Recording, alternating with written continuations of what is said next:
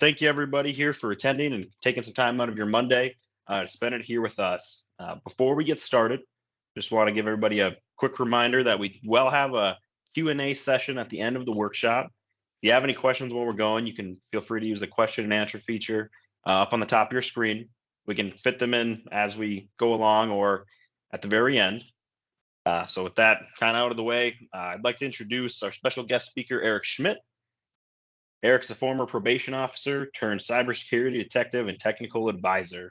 He's trained thousands of OSINT, digital forensics, and incident response students, and is passionate about cybersecurity. He currently works with Blackpoint Cyber, where he's helping partners navigate the labyrinth of cybersecurity and helping them implement best cybersecurity practices. Blackpoint's one of the world's foremost cybersecurity firms, and they're a proud partner of Silicon Plains. So with that, I'll turn it over to Erich, and he can take it away. Thanks, Damien. I'll grab the screen here from you, and we'll get the show going. All right, awesome. We're going to be talking about the current hacking landscape and its implications for business. Thanks, Damien, for the introduction. So as Damien mentioned, former probation officer, I actually got to pick between a narcotics task force and cyber crimes, and I chose cyber crimes thinking it would be better for my future, and I'm glad I did. Certainly very passionate about the field. So I mainly did digital forensics, dead box forensics, and incident response. That led to a series of instructor positions and contracting gigs and a lot of technical advising. So coming from the public sector, I'm very passionate about protecting people in cybersecurity. I just transitioned that right over to the private market. A little bit about Blackpoint. Our founder, John Murchison, was a former red team operator for the NSA, specialized in counter-nuclear operations. So when he founded our company, his mission was basically, how do I stop hackers like me? And he sort of unpacked that into a term that I'll get into in a little bit called hacker tradecraft. And I'll talk about what that means for you and for your businesses. So why are we here? Whether you're an SMB or enterprise, fragmented security stacks leave gaps, and those lead to compromises, obviously, right? We see it every day in the news. There's always some type of threat or breach or compromise. The thing that remains common, though, in most of the modern breaches is what we're going to term hacker tradecraft, and I'll unpack that as we go through. I see a lot of this in the industry where folks will consult with an MSP or an MSSP, and the MSP will give you like a quote or a stack of stuff, right? And then once you get the quote and the stack, then the money comes in, and they start thinking, what can I get away without doing? Your MSP is there to protect you. So take their advice, and I'm going to sort of go through some of the pitfalls of our security tools in this presentation, but you really need to have good practice in play, good security in order to protect your end customers, because that's what we're all here to do, is protect those end users. Our objectives here, we're going to talk about the cost of cyber attacks and some recent events. I'll talk about, I'm going to really dive into a hacker mindset and like what a standard attack looks like today. And then we'll talk about how things are evolving, including ransomware, and how that's working its way into the cloud also as a new threat landscape. So the cost of cyber attacks. Some current events going on. We had the Motel 1 breach, 6 terabytes of data, almost 25 million in files that were dumped, including billing and address information, and occasionally credit card data was in there as well. So I know you're thinking compliance problems here, right? Disclosures, all that stuff. The initial access vector was unknown in this case, but Black Cat took credit for it. What's important about that is that Black Cat is utilizing living off the land techniques. And if that's a new word for you, living off the land, or LOTL, is utilizing dual use or legitimate tools to remain undetected in a cyber attack. So think living off the land. Those are tools like your remote access tools, which most of your environments have, the native and installed Microsoft programs, network scanning tools, and other administrative tools. Living off the land is basically evading detection from EDR and AV techniques, which I'll break into in a little bit. Johnson Controls International, they manufacture industrial control systems. 27 terabytes, that's 27 trillion bytes of data was stolen, and a $51 million ransom, which is pretty big. Dark Angels took credit for that one. They use living off the land techniques, so they likely utilize those in that environment as well. You're starting to see a pattern here, living off the land, right? How do we remain undetected in today's world? These things came about because of COVID.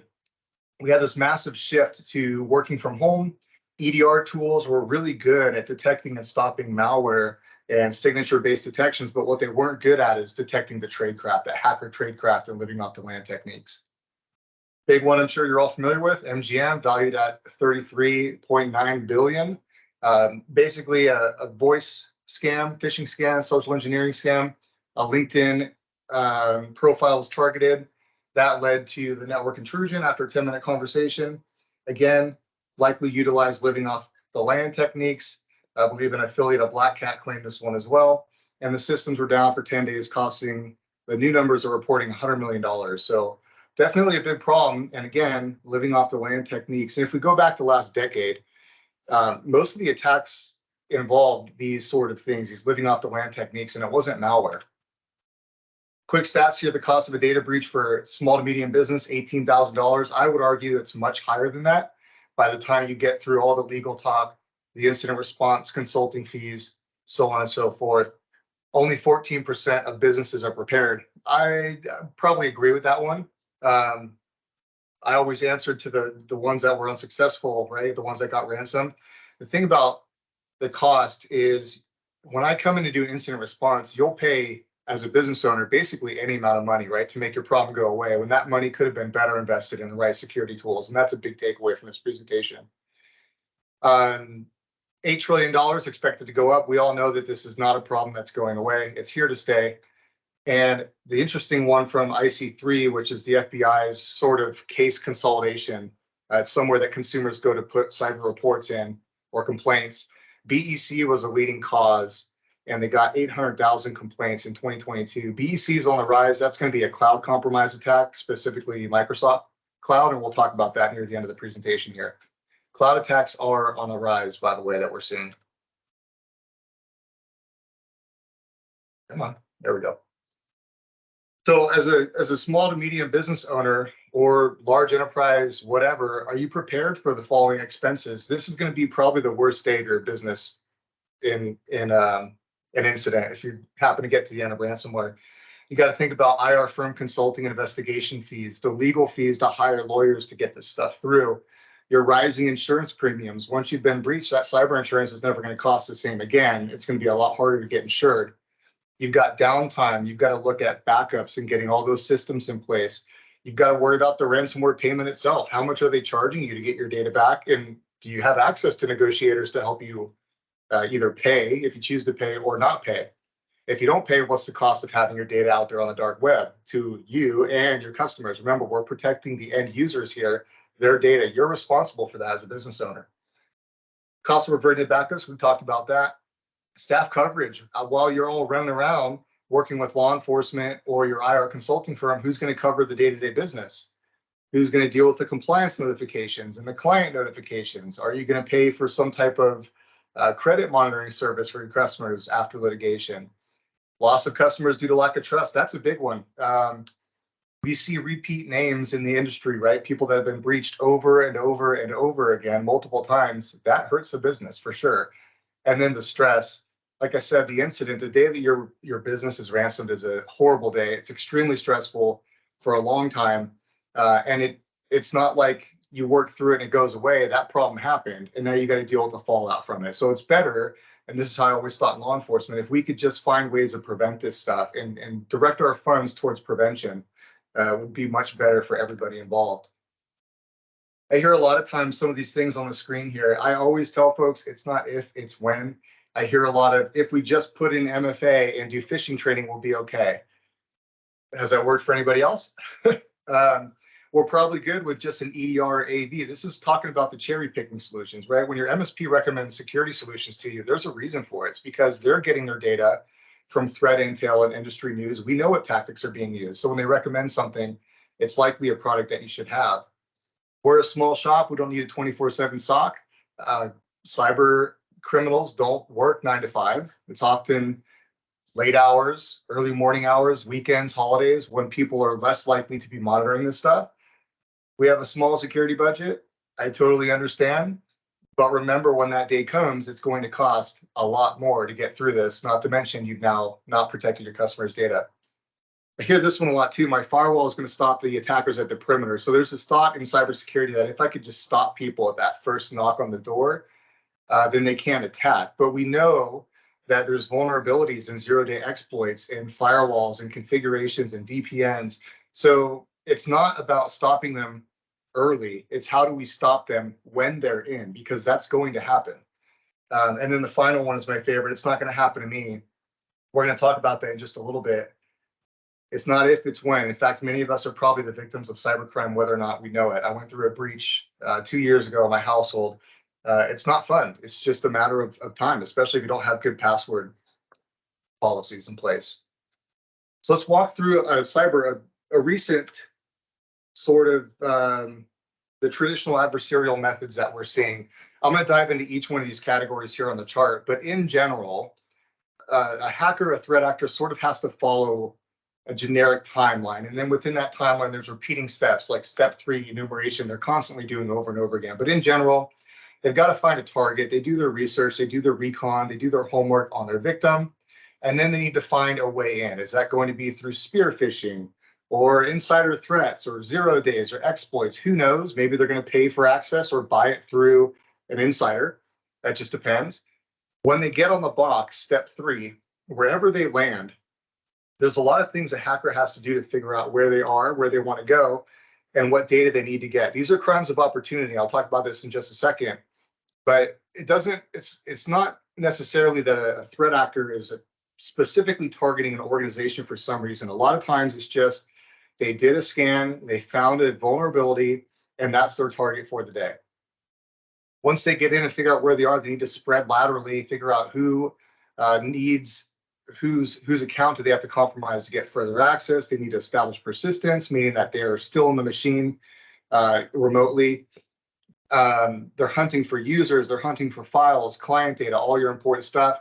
And then finally, they complete their objective, whether that's stealing or ransomware or double extortion, all that stuff.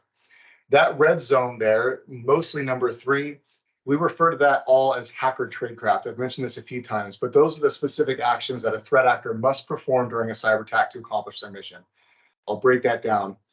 And kind of the whole point of this slide is like, we're doing a horrible job as an industry in 2 through 4, mostly in 3, where we could be stopping these things. Remember, we have to assume breach, right?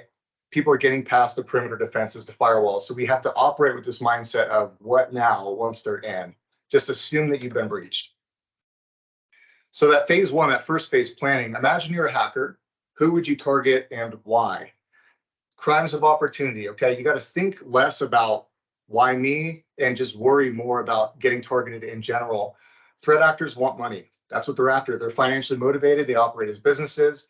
They're looking for targets of opportunity. They cast a wide net. We're all connected on the internet, right? So they're just looking for the open door. They're looking for an easy target. And then they're either going to operate with a smash and grab, which is what we're seeing in ransomware, or a low and slow. And that's more nation state type attacks. When I don't know how to do something like how to bake cookies, I Google it, right? The hacker's doing the same thing when they're looking for a target. They're using services like Shodan and other network scanners to find systems that have outdated software, outdated hardware, firmware that hasn't been updated in a long while. This is the importance of patching. You get all this information from your MSP. They're going to give you some threat feed information. Listen to your MSP. If they say patch something, that means do it because someone's released a vulnerability that needs to be patched. What we see often is a lot of trends. When something is released as a vulnerability, immediately threat actors start using it. They're looking at the same feeds that we all get as defenders. So you got to pay attention. You got to patch. You got to know your inventory. You got to know your perimeter defenses. And yeah, targets of opportunity. So once they've identified a target, however that is, and that could be as simple as like looking at Shodan, like I mentioned, maybe typing in the keyword for Apache and seeing what web servers have a vulnerable version of Apache running. That's the target for the day. So it's not because you're some important target for them. It's because they found something. They said that you might be a good target, and then they start doing more homework and figuring out, oh, this person controls industrial control systems, or this person's an MSP. MSPs make fantastic targets because they have the keys to the kingdom for all the businesses. After they've planned their target, found out who they're going to target, you got to think about how you're going to get in as an attacker. So exposed services and weak credentials is one way that they're getting in. A lot of times people don't change default credentials on web applications, right? So you stand up some new web platform. It could be like time tracking software or something, and there's default credentials, admin, or admin password, or admin change me 123. A lot of times people are not changing those, and so as soon as a network scanner finds those, people are just simply trying to log in using those credentials. And that happens all the time. I play around with a lot of servers and stuff, and every now and then I'll set up a new web application on a server, a public cloud server. And before I can even get in there to change credentials, I already have people hitting it, pinging it, seeing who's there, what services are running. It's very fast.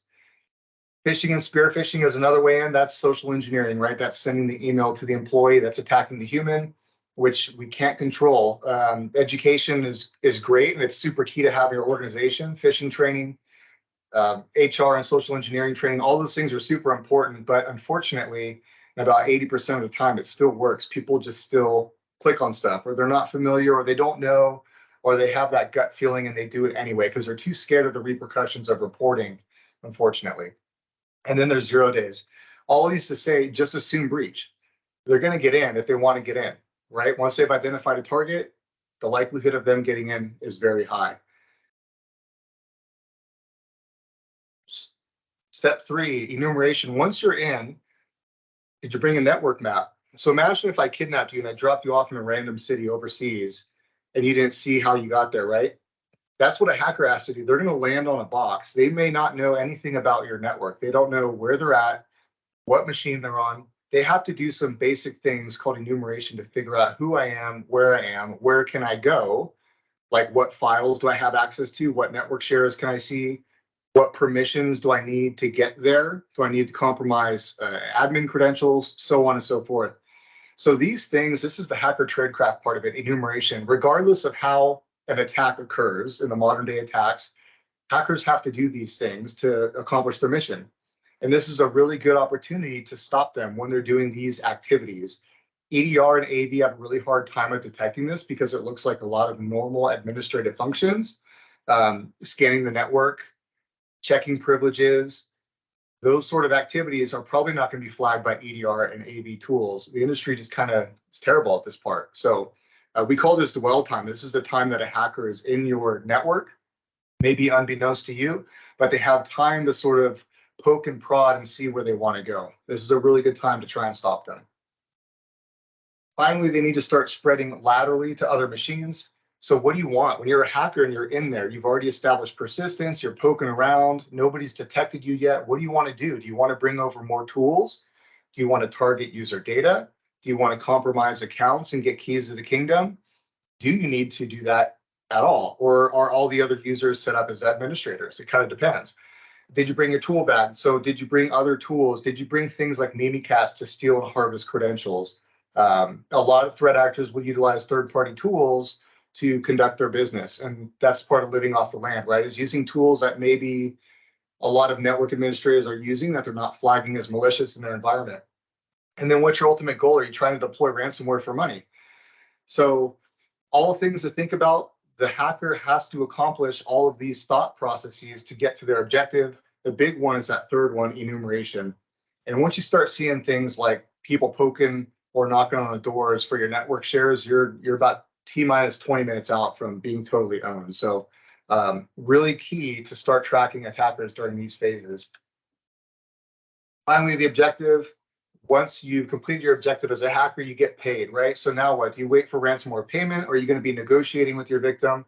Are you going to go for double extortion? Double extortion is where we steal your data and we extort you for it, encrypt it so you don't have it, and then we also throw ransom at you to pay it. So it's kind of a double extortion method, or just humiliation sometimes. Hacktivism, right, is another behavior of a threat actor. It's almost always for financial gain. We talked about these people do operate as a business. They have affiliate programs set up for initial access.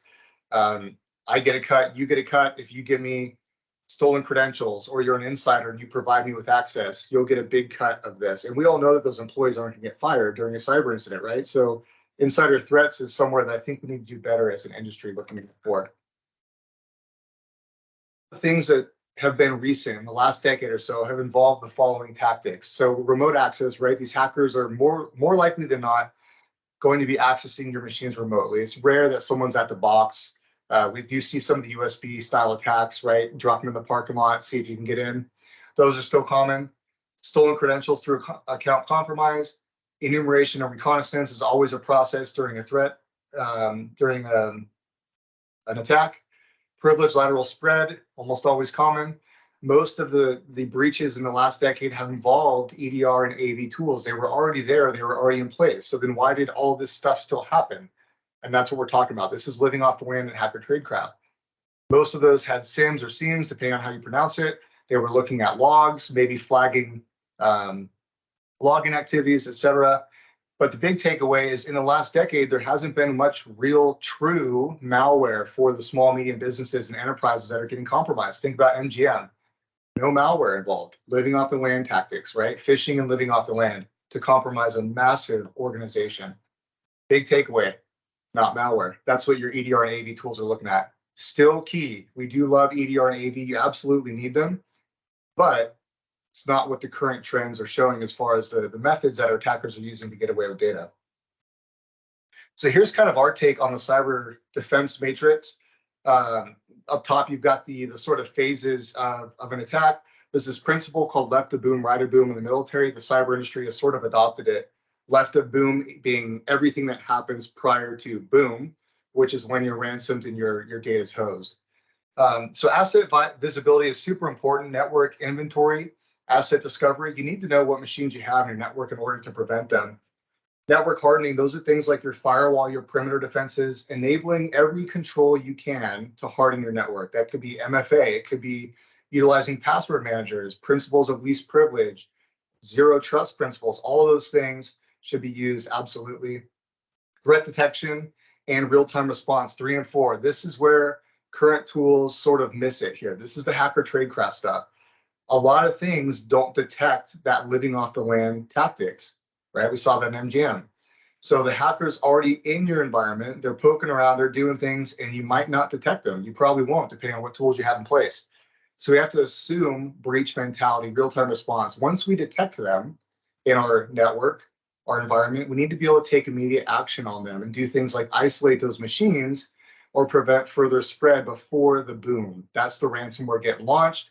The goal is obviously to never get to this point, but we talked about when you get there, it's really expensive, and there's a lot of things that we could have done to stop it.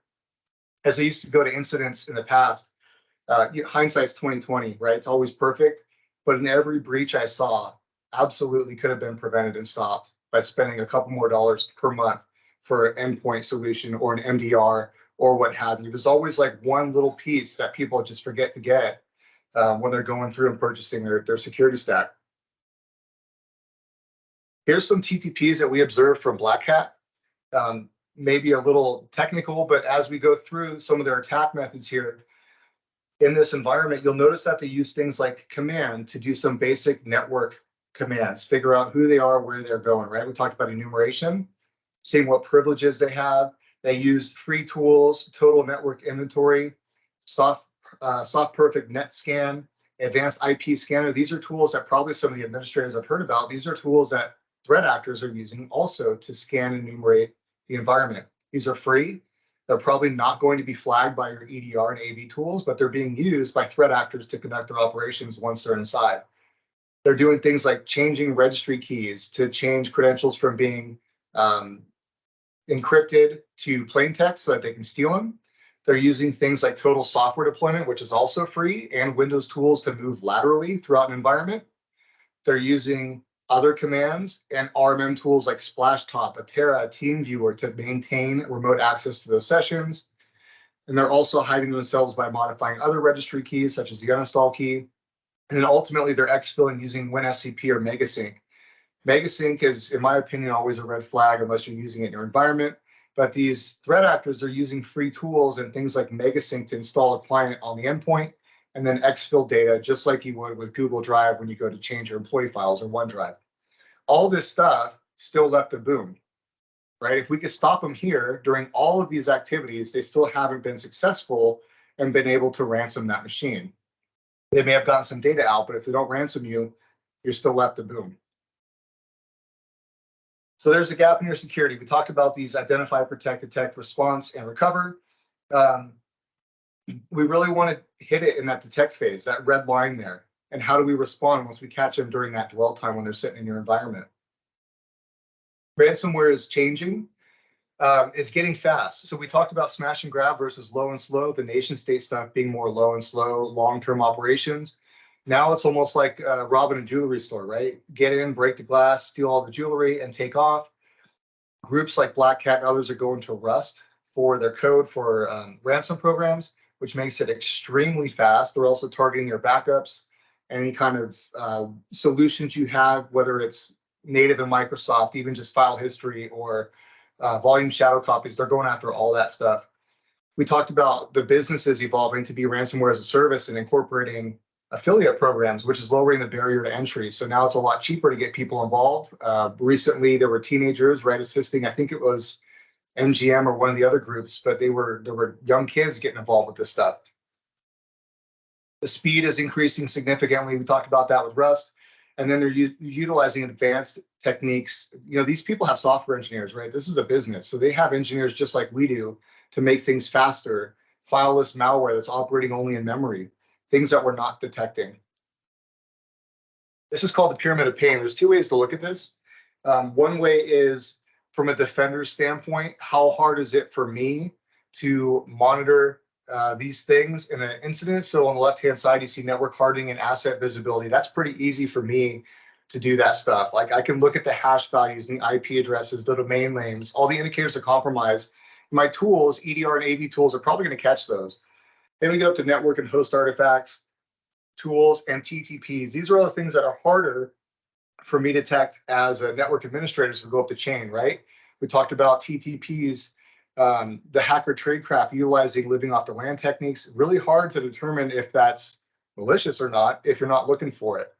The other way to look at this is from a threat actor's perspective. How hard is it for me to be successful moving up the chain here? So I can change my hash values in my malware or my code by moving a single bit, right? I can change my IP address as a threat actor and stand up a new C2 server, command and control server with a new IP address that maybe hasn't been seen before on a threat feed. I can change my domain names, but as I work up there, it's harder and harder for me to change the things that I still have to accomplish, like enumeration, the tradecraft up at the top. That's hard for me as a threat actor to change the higher we get up there. And so we need to be looking at those top three there, the network, the tools, and TTP is really focusing on that tradecraft to catch these guys. So our modern approach, the threat actors have to perform those steps, the enumeration, figuring out where they are, all that activity. That's our chance to catch them is during that dwell time. If you're only looking at malware, the adversary is winning.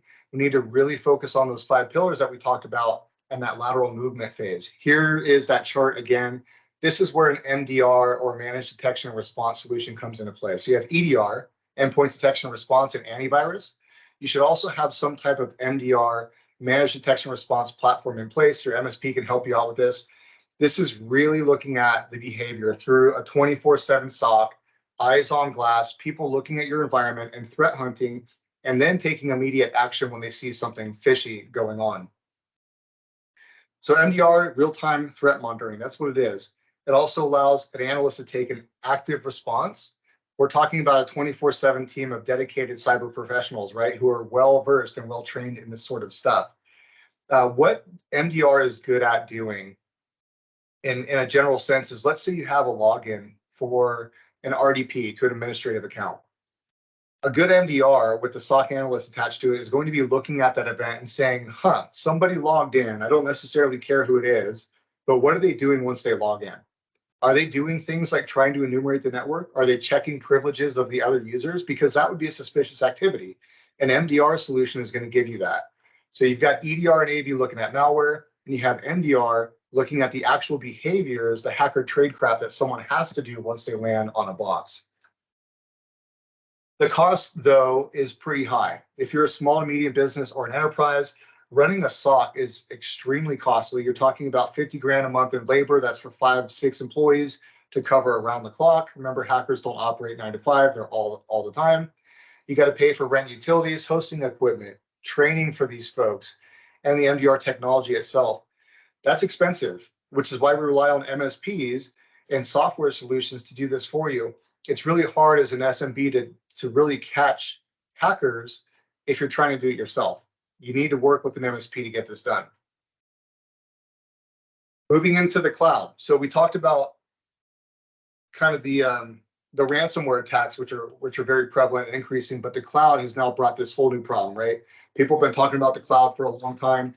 We mentioned that BEC is on the rise significantly.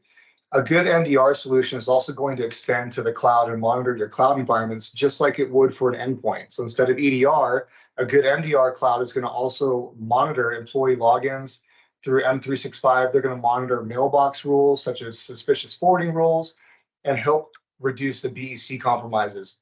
This is slightly outdated, but here's some Q3 data from us. Massive increase in the cloud compromises, huge, right? And that's across Microsoft, Google, all those are getting massively hit, mostly BEC. If you're not looking at things like new device and IP logging into your cloud environment, if you're not looking at third-party applications in Microsoft 365 that are being authenticated, those are all attack vectors. It's not uncommon for us to drop into someone's environment and see immediately that they've already been breached and they just didn't know about it yet, right? These things are on the rise. Huge attack vector. We all know why the cloud is growing. All of our stuff's going up to the cloud, right? Instead of being on-prem, we're trying to save costs. We're pushing everything to the cloud. All of our solutions, everything's up there. And if we're not properly configuring them, and I'll say in general as an industry, we're way behind in cloud security. So the threat actors have been on this stuff for a long time. There's a lot of vulnerabilities in major cloud providers that give access to these threat actors. Today's threat landscape, Microsoft 365, highest volume attack surface. A lot of things, there's what's called an MFA bypass attack, which I'll talk about in a second here. People are getting past your MFA. So MFA is not even good enough now if you're not looking at this hacker tradecraft and other defending points. The time to patch before exploitation will continue to shrink. I mentioned sometimes I stand up services and they're immediately hit. The threat actors are on this stuff. They're utilizing public cloud for nefarious purposes, just like we are for business purposes. And ransomware is not going anywhere anytime soon. Let's talk about MFA bypass. Most of us have seen something like this. We go to log into Microsoft and the URL looks legit. Maybe we clicked on a link, what have you.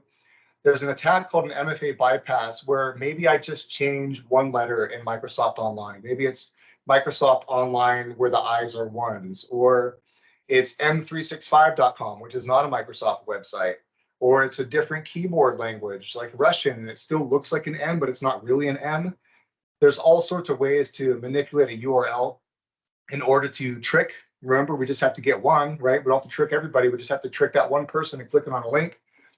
How the MFA bypass works is essentially someone clicks on a link in an email. They're taken to a login page that looks really close to a Microsoft login page. While that's occurring, the attacker is sitting in the middle and they're either harvesting credentials or they're stealing that cookie, that piece of data that's left in the browser and on your computer that allows you to re-authenticate back into the machine. So once they have that, they can go and log in with your credentials or your cookie. They've thus bypassed the multi-factor authentication, and now they're in your account. From there, what they're doing is they're likely setting up mailbox forwarding rules so that all your email or a copy of it goes somewhere else or to an RSS feed, or they could be installing third-party applications, which would then give them access to much of your data. Very common, on the rise for sure.